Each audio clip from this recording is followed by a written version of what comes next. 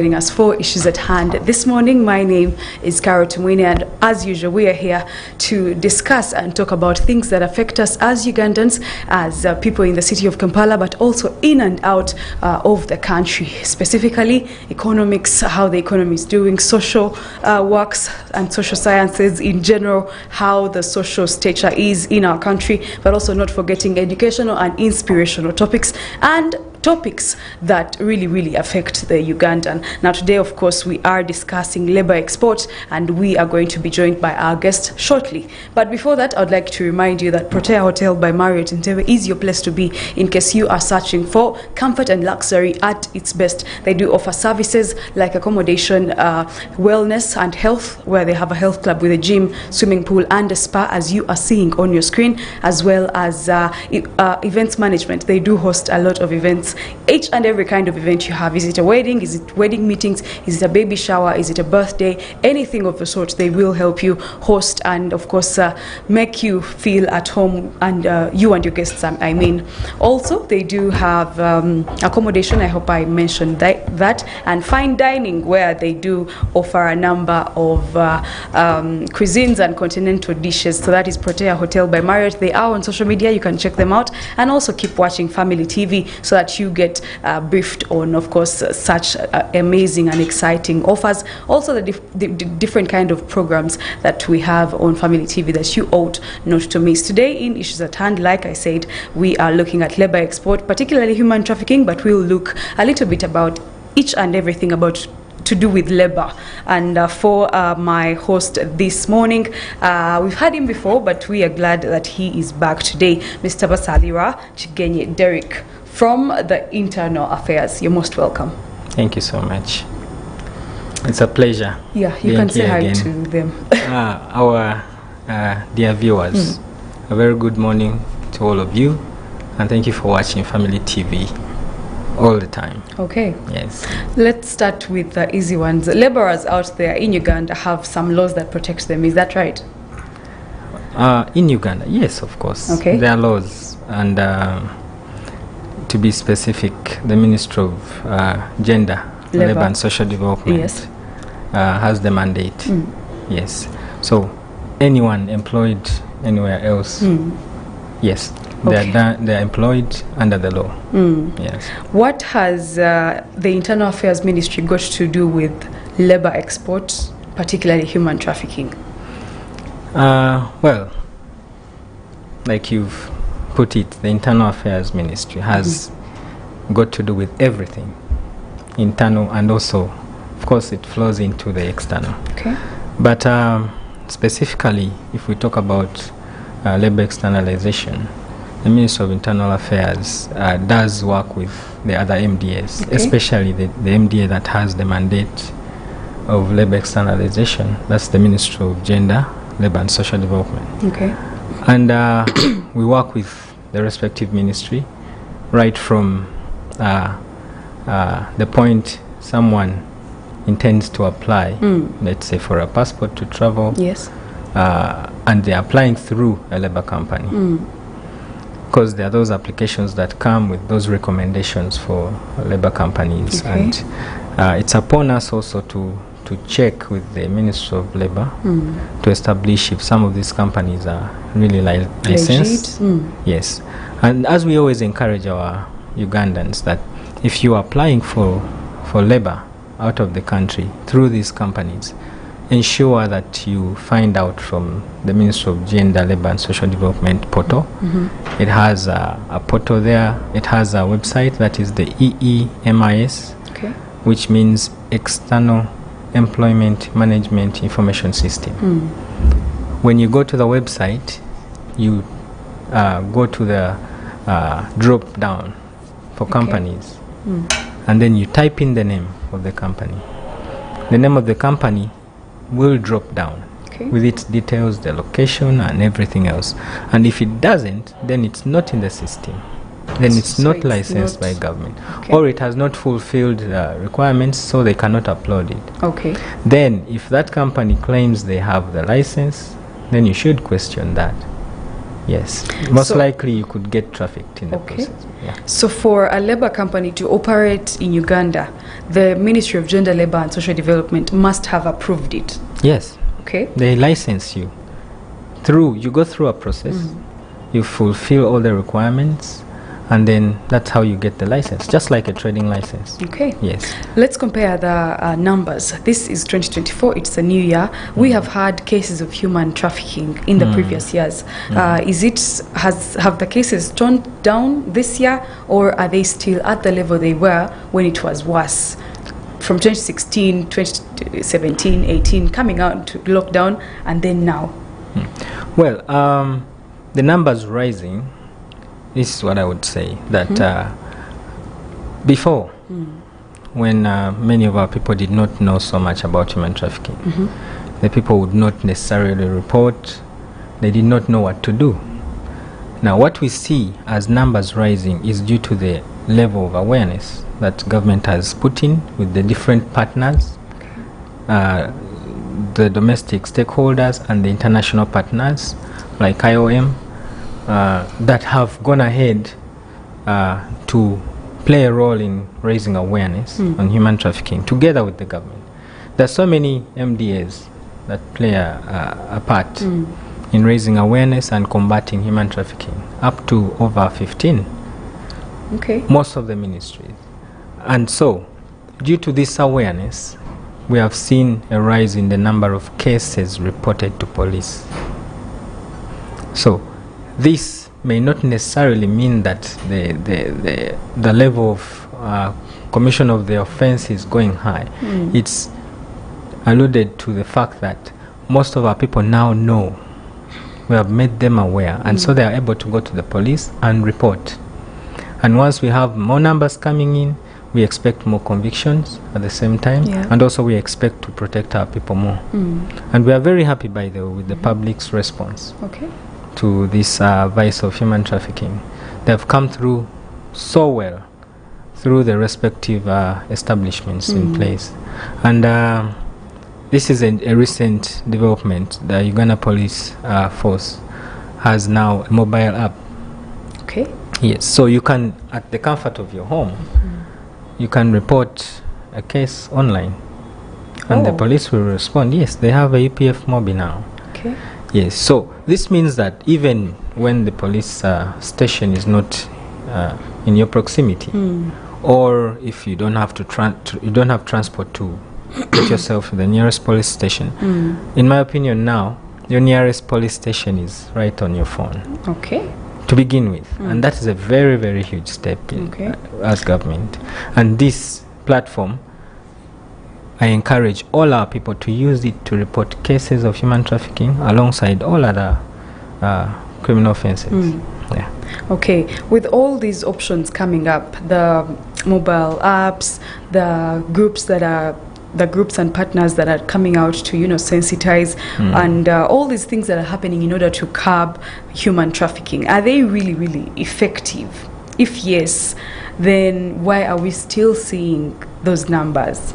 Is there something we're missing that we should maybe look at, stakeholders should look at and improve on? What seems to be the biggest challenge currently? Because now we have the solutions. You can get to the police online. There are a number of partners who are, there are also toll-free numbers that I will read out later to our viewers. Okay. And yes, like you're saying, someone may ask themselves what seems to be not working out.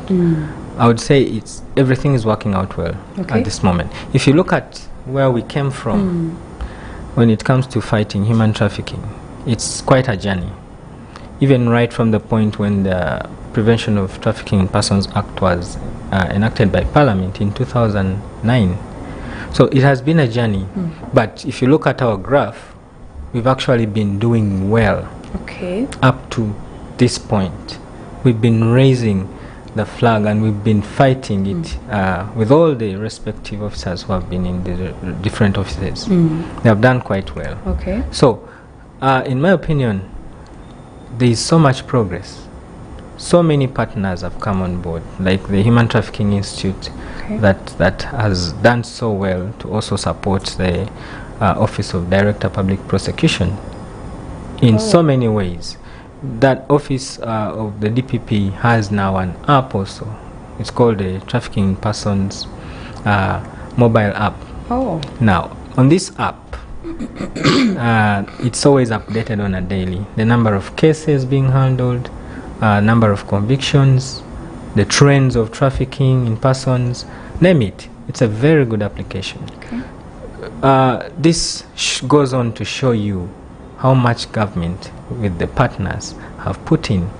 And for your information, our viewers, Uganda actually is, if not the best on the continent in fighting human trafficking. Okay. Yes, in the region we are the best. We have the most convictions, we have the best practices, and we have most of our neighbors coming down to benchmark actually. Okay. Yes, we are really doing Interesting. a great job. Okay. Yeah. So let's first look at scenarios that happen in our society. If somebody is 29 years old, 33, 40, is that person also eligible for human trafficking, or that one is already beyond the age? That's a very interesting but very good question, Okay. I would say. On Monday I was addressing the public, and I mentioned we recently had graduation Yeah. of at Makerere University. I think it's the 74th graduation. Yes. I'll tell you that human trafficking as it is now, it is so multifaceted that it has no exclusion. Oh. Regardless of your position, your profession, you can be trafficked in your profession. Okay. Someone can defraud you, can lie to you that, let's say, you're going to become a radio presenter or TV presenter, let's say in Canada. Okay. And you put in all the money, all the effort, only to get there, and there's nothing actually. And you have been duped. Not even an alternative job. Nothing. You get to the airport and you're trying to contact the people who gave you information, and you're actually on your own. So, regardless of the age, the traffickers are not limited to any age, except the children, of course. But the victims are from age 0 to the unlimited age of life. Why would I say that? You know, one of the forms of exploitation is in our country is child sacrifice or human sacrifice. Yeah. So, do you require a particular age? I don't If think someone does that, no. they just need a human being to do that. Therefore, this goes on to inform us and the public to know that you're not exempted. Okay. Anyone can be trafficked. So, on Monday, I was emphasizing to our graduates that they should know they are a target by the traffickers as we speak. Because remember, now they are hitting the job market, or they have already hit the job market. They are looking for jobs, they are looking for anything to do. Yes. And yet you know that the employment opportunities cannot balance with the number of our people that graduate. Therefore, the competition is high, and at any point anyone can just sway you off. And you can even put in your money thinking that you're going to get this job within the country or even outside the country. And that's how people are going to get trafficked. So we've gone ahead to warn our graduates that you need to be careful, because it's happening right in front of you. And unfortunately, like I said, with this digital era, someone does not need to physically meet you. True. They will not need to physically meet you. Very true. And given the fact that we have, you know how social media is these days, you upload everything of yours. Yeah. I studied at Makerere, I studied in these primary schools. Here is where I did some internship, and I've done this and that. Then, of course, even your social life. So by the time the trafficker gets to you, they have some information or a lot of information about you. Yeah. Your friends, your relatives, your likes, your dislikes. And they'll get right down into your soul, because they'll speak to you as though they know you. and that's how they'll traffic you. You lead yourself to even the next country to meet people you don't know, because the level of desperation is also high, especially for work to do. So human trafficking will not leave anyone behind, regardless of the age. So we have to speak to every category of the people and warn them against trafficking. Okay. So there are many cases of trafficking, human trafficking, like you've mentioned, and I'm looking at a situation where somebody is trafficked in Uganda. A little bit easier because you can get to the police, you can juggle it out and, get the culprits. Now I'm looking at a person who has landed in Canada, like you said, and then has been duped and, stripped of everything, because now you have to invest your money, Yes. probably a lot of it, which you don't have, so you probably borrowed from, point A, and then you get to a country and they've duped you. What next for such a Ugandan who has been trafficked, not even in Uganda, but across borders? Well, that's a very, very good one, Okay. I must say, because we have so many Ugandans out there who actually don't know what they should do. Yeah. But here is what government has done. And we know these things, only that people don't really pay attention, and sometimes they don't even ask. The government has established missions abroad, embassies, consulates in different corners of the world. Any Ugandan out there, as long as you're in a distressful situation, let's say you've gotten into Canada and then you realize you're on your own, your embassy is next to you. That's your country. The moment you get to the authorities or get to the embassy, you will be safe to even come back home. So I encourage Ugandans that let's utilize our embassies, let's utilize our consulates and missions abroad. These are under the mandate of the Ministry of Foreign Affairs. And even Foreign Affairs is part of the stakeholders in the fight against human trafficking. We coordinate with them. So at any point in time, the embassy will help you even to come back home, will help you in that foreign country to talk to the respective government and assess your situation, because we've had the embassies intervening in many situations to request the other governments where we have Ugandans to pardon them, let's say, for illegally staying because they are victims of human trafficking, and it has happened. Last year, I think India gave an ultimatum, even Egypt gave an ultimatum for Ugandans who are in hiding to come out and go back home. No charges, no nothing. Yes, right now I think there could be more negotiations to allow, I think that period expired, to allow for an extension for those in Egypt to come back. We had Ugandans coming back. They were not charged because, of course, they were fearing to come out. Yeah. They had been trafficked. The law there would get you. You'd have to serve in prison, for instance. You'd have to pay fines, which are heavy, sometimes of up to $1,500 in illegal stay, and any other things that may come along. So this is a very big role that our embassies play there, even in the fight against human trafficking.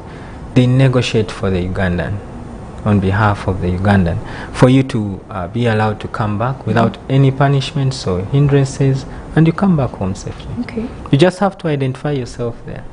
However, it's very challenging that even Ugandans out there fear to go there to the embassy. Some of them fear. Some of them think otherwise. Yet that's your only and your best option if you're in such a situation. Otherwise, you end up in hands of other traffickers in those countries who will use you to even traffic drugs. Oh. Yes, we were with the First Secretary in January, and he mentioned to us, First Secretary in India, that so many Ugandan girls who are trafficked there, after they are used, they are also dumped on the streets. Now, in the event that they are trying to hide and find a place to stay, they end up in the hands of other traffickers, especially Nigerians, and that's how they are again trafficked. the cycle just continues. You find someone in India, it's from one point to another, one state to another, one province to another, under trafficking. And especially they are sexually abused, sexually exploited, and the beneficiary is the trafficker who is being paid. It's so terrible. Yes. Wow, so chilling. But okay, so let's take a look at trafficking in children. Recently, there's a report of 83 children who were promised bursaries. And we don't know where the situation stands, which is why you're here. Maybe you can shed a light on what happened in Mayuge and the progress, basically, thereof. Well, the situation in Mayuge is rather still ongoing with the investigations. Okay. Yes, 83, like the National Public Relations Officer of the police, Fande Nanga, mentioned on Monday. The 83 children between the ages of 5 and 15 were picked from different parts of Busoga, from parents under the presumption that they are going to be sponsored for school. And this has happened before. We had some cases last year from Mitiana, we had cases in Busega, some parents from Fort Porto and Bushenyi. Children were collected and dumped in the city. And the 83 with 40 boys and 43 girls, imagine the ages 5 to 15. Those are minors. Those are young people. And that's what we actually refer to as aggravated trafficking in children. That is, whose punishment is a maximum of even death. Okay. Yes. This situation, like I said, is still under investigation. The children, good enough, were rescued before they were exploited to a high level, but the culprits will have to pay. Were the culprits got? Yes, they got. Yes, they got someone. The culprits will have to pay. Now, there is an NGO they call NAMU there, that it's not even licensed, that was purporting to sponsor children for education. And this is the call we've always made, that especially when it comes to opening of schools. Like this week, we have schools opening and students going back. This is the time also traffickers come along. They lie to parents. Remember, now we have senior one students who have just gone in, who are going to go in, those who concluded primary 7, they are going to look for placements. Traffickers are looking at you. They are going to come for you. Oh. Yes. It does not even only stop at those young people.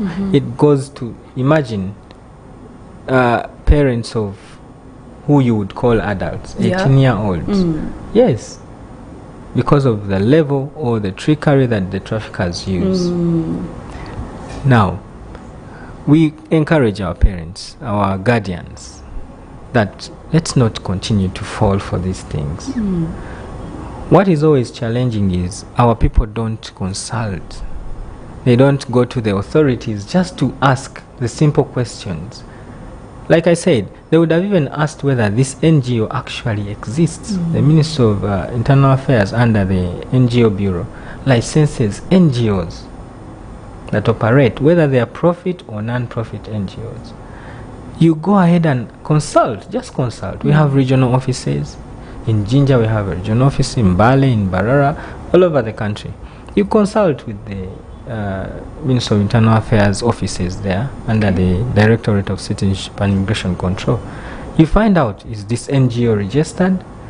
Is it true that this is what they are mandated to do? Very simple questions. Or you go to your nearest police station and you ask for this information. The police will find out for you and they'll be able to help you.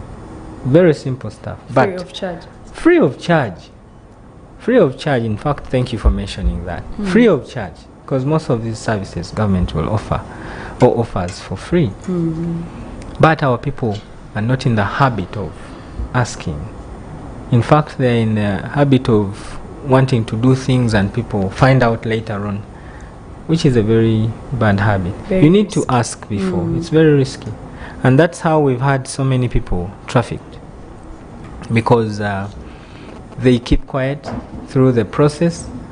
They assume they should just mention after it has happened, or tell their family members, oh, now so and so is in Canada. But it has so many risks there within, because by the time you realize you're trafficked, you might already be where you're supposed to be exploited from. And yet, through this process, maybe someone, a police friend, an immigration friend, yourself who is aware, could just tip you off that maybe the people you're using are wrong people. Or you need to ask these questions. Yes. Okay. There are these companies that we see on social media. Facebook, you go there and you find a post, we are looking for people, Ugandans, to take to Canada. Please reach out to us and we'll help you. Facebook, Twitter, Instagram, everywhere. And my question would be, yes, we have the registers in Internal Affairs, also Ministry of Gender, Labour and Social Development, but we also have social media now that people believe in like a problem. Yes. Is it that all the companies we'll find on social media tally with the ones in the databases of government, or do we have now the fraudulent people on social media? If yes, then how do we solve that issue of having fraudulent accounts, defrauding people on social media? Well, no, those so many companies or purported organizations on social media, actually majority are not even known to government. You know, the limits with control of social media is quite, you cannot control social, it's a global network. Sure. Not even a single government can on its own. So you have to work with other governments in case you have to control cybercrime. That is in the context of cybercrime. Yes. But under the Prevention of Trafficking in Persons Act of 2009, under Section 7, it is an offense for anyone, be it an individual or a company or an institution or name it, an establishment like this very one, to advertise, to promote, to also put forward messages that are fraudulent of that nature, messages that are deceitful, false information, especially in promotion of human trafficking. This is the example I would give. In case someone came to Family TV and they would like to advertise their offices, for instance, it's upon Family TV to even find out whether this company, if it's a labor recruitment company, is actually licensed. Oh, yeah. The Ministry of Gender is right here, not far from here. Yes, go and find out. Is this company licensed? Or you can even go to the website. I told you about the EEMIS portal. You check if it is licensed before you go into a contract with it to advertise for them. Because lest you'll be culpable as well, because you will have promoted what these fraudsters are doing. Therefore, you've had so many radio stations advertising for different people. Those who need sponsorships, call this number. Short adverts, but they're all, if they're not investigated, you'll find they're all illegal. Yes, and then on our phones, we always receive messages from unknown people that have our contacts, sending us offers for sponsorships, like you mentioned, sending us offers for jobs abroad. They will even tell you you'll be in Qatar in 2 weeks, and indeed they are going to do it, because they have this network that can get you a passport, for instance, and get you a visa and get you everything in that period, and you pay a price. But even where they are taking you, you're going to again get exploited for not knowing that you're going with the wrong people.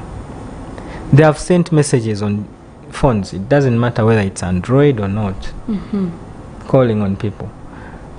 Most of them, I wouldn't say all of them, most of those you'll find are not licensed by government. Yes, they are not known anywhere. It's individuals doing their own thing, under the pretext, or even some using established companies, and they are yes, they are going through established companies. They tag along, and after they have duped you, they have defrauded you, they have trafficked you.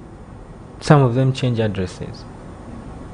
I hope you've heard of offices on some malls in town that after 3 months the office is no more. Yeah. Yes, that's what they are doing. Okay, or their apartments, rentals. You find in different parts of the city, someone has a company and rents, let's say, an apartment in Namgongo, for instance, and that's their address. After 6 months, it's no more. It relocates to Busega. After another 1 year, in another place, as they are trafficking and duping people. So we encourage, let's seek for information. It's out there and it's free of charge. Let's seek for this information, and once we find the information, it's going to save us a great deal. Yeah. So let's look at the agenda of these people, because their targets, what would be their target? Why would they go through so much to throw you maybe in Qatar or Abu Dhabi and then disappear? Is it because they want that money you're spending on them, that's their target, and then you're of no use to them? I always tell our people that the most valuable, I wouldn't say thing, but the most valuable asset right now on earth is you, the human being. Yeah. And this is how I will break it down for you. In the context of human trafficking, I am an individual and I would like to work, for instance, in Qatar. Then I apply to this company, or they encourage me, and they ask me to look for some money to make a passport, look for some money to get the visa and an air ticket. Let's say I give them 3 million. That is the first point I'm being exploited. Then at the point of departure, we have Ugandans stuck in Qatar due to drug trafficking in prisons. And this is how it happened. As you depart from Uganda, usually they use land borders to Kenya and through Nairobi. They give you a bag, a package, and they ask you, when you get there, deliver this package to. They will call you, or someone will meet you. Meanwhile, in this bag, they have stashed drugs. This is the second level of exploitation. You, the human being, actually, you're not yet touched physically. Let's say if you're a woman and you're going to India with these drugs, first you've paid these people to get you a job. Maybe your parents have even paid for you. They've sold pieces of land, goats, cows, just to get you. Some even get loans from circles. Government has established many circles, Myogan, name it. And there are so many women there who borrow money. Now they give to their children to buy visa, passport, and air tickets to go. Now, with your bag and the drugs on your way to India, you get there. If you successfully get in, they take their drugs. Now, they've used you to traffic drugs at the same time. Just one individual. How much money are they making, even just from that kilo of drugs? Now, they will not let you go. They will take you, little girl, to the brothels. Now you start sexual exploitation, physically. Meanwhile, they are still getting paid off your body. You realize? Now, to make it even worse, for some end up even having their organs harvested. You lose a kidney. Can you imagine how devastating it can get for one person to go through all this? So, why would they want the individual? I cannot limit it to just money, because of the different forms of exploitation. They will want you for forced labor, they will want you for sexual exploitation, they will want to harvest your organs, they will want your money that you're putting in just to get the visa, for instance. They will want everything about you. And if you know so much about them, they will also want you dead. Yes. So you can imagine the end game. Unfortunately, we have had some Ugandans losing lives due to So such the things. culprits or of those people, the bad people, are they Ugandans or usually they are from abroad? Like I said, due to the unlimitedness of the vice, it does not also segregate within the traffickers. It doesn't matter the race, it doesn't matter the age, they are of any race, they are of any age, they are of any caliber of people. And every race, if you go through the trafficking profiles, you will find that in every country there are traffickers. So they are not only Ugandans, and they have networks. The Ugandan here does not necessarily have to leave to go to India to deliver you. No. They just have contacts with the Indians there, with the Nigerians, with the name them. All they have to do is have the contacts. You get paid at this point, I've sold you off, I get my $1,000. The next person picks you up from there. It doesn't matter what race. Whether it's a white man, an Indian, a black person, it has no race. Okay. Yes. All right, we are still with Mr. Kigenyi, and he's taking us through labor export and its problems, especially the human trafficking. Now, of course, I'm sure there's some disadvantages or many disadvantages, but there are also advantages of working from abroad. So what is the right process you must use as a person to, get to those places that you so desire to work in? That is what we are looking at after this short break. Don't go away. We are powered by Protea Hotel by Marriott Entebbe. Issues at hand, powered by Protea Hotel by Marriott Entebbe. Comfort and luxury at its best.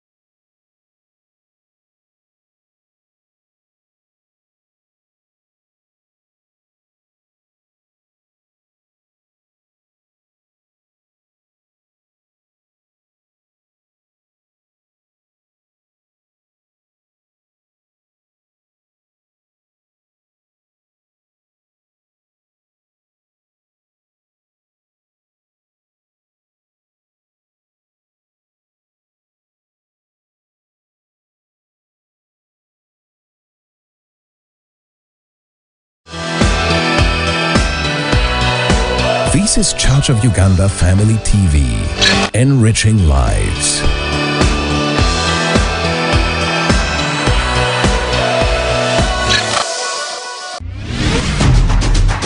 Issues at hand, powered by Protea Hotel by Marriott Entebbe. Comfort and luxury at its best.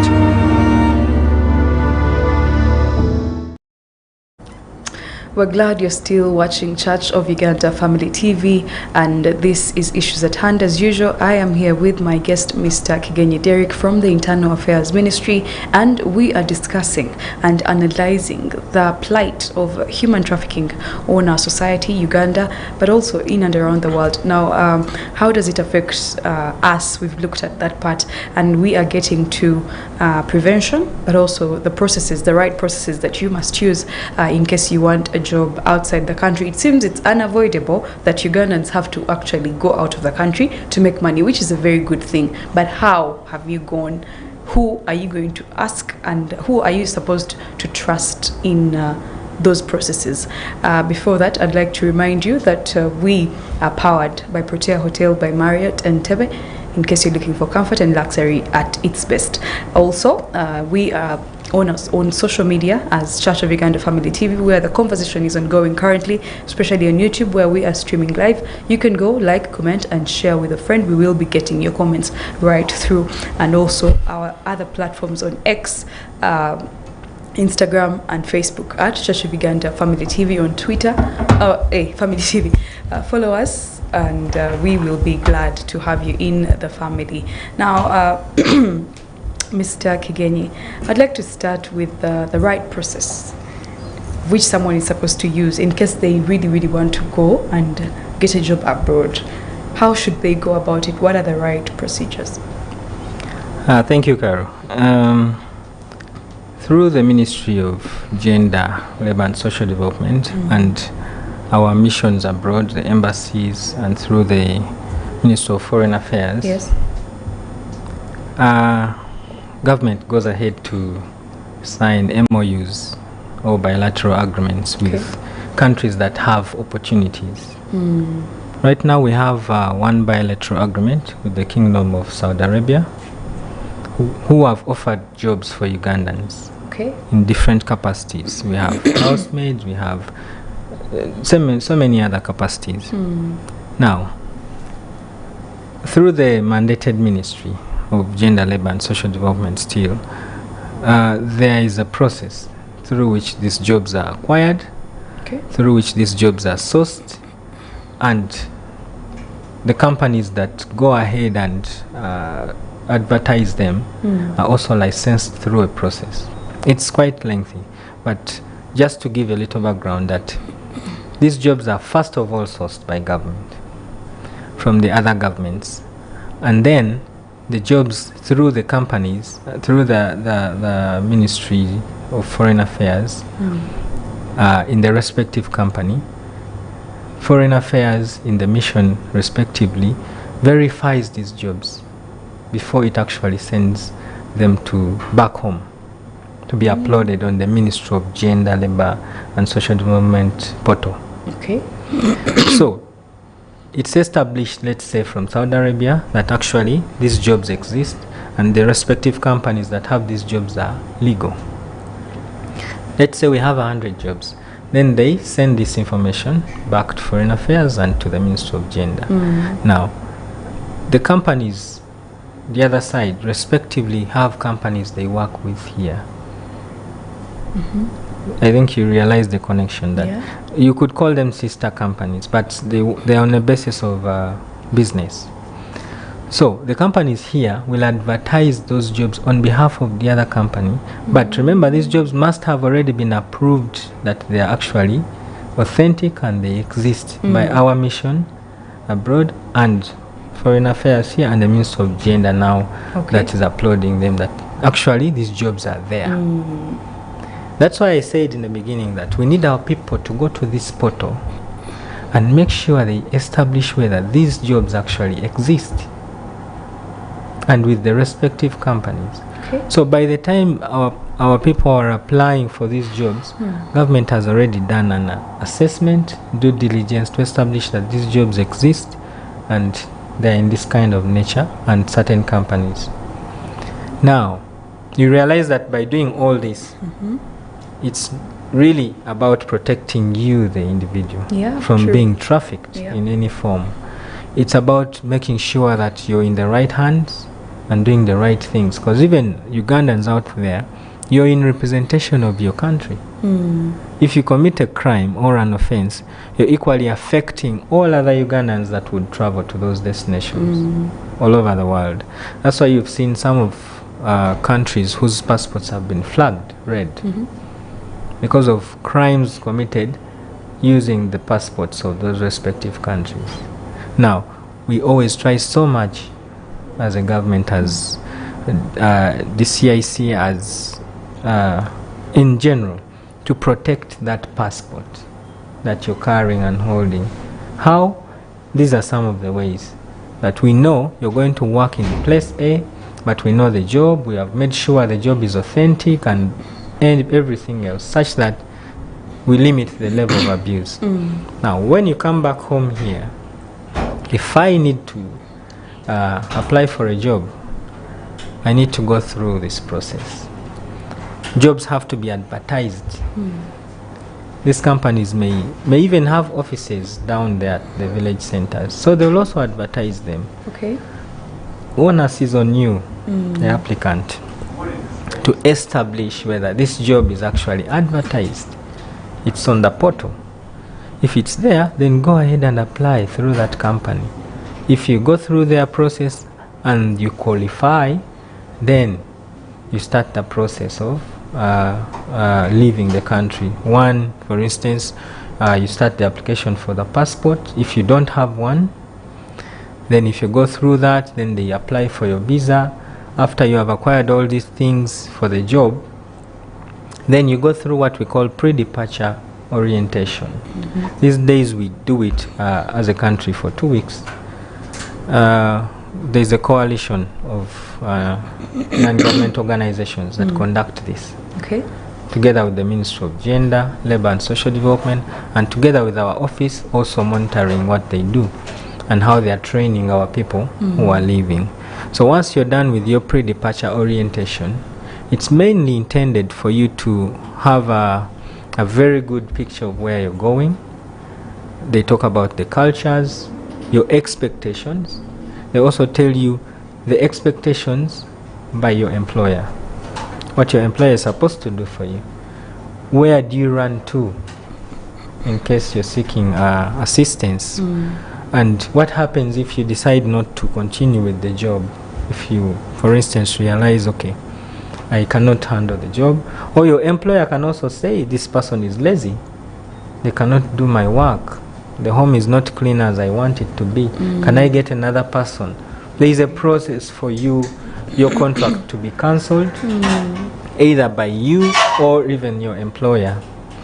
So, it's a very clear process that you come to these companies. If they have these jobs, first establish whether these jobs, with the Ministry of Gender, whether the jobs are actually there. Okay. Once you find out they are there, feel free to apply. Go through the process and you find yourself at the job. So the jobs are there? Yes, there are jobs that are advertised. As long as they're advertised on the portals by these companies and the companies are authentic, the jobs are there.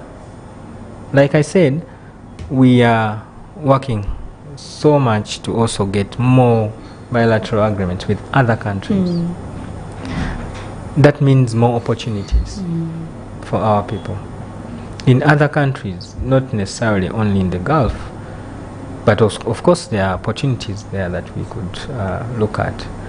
So, any Ugandan out there, you can apply through these companies. We recommend.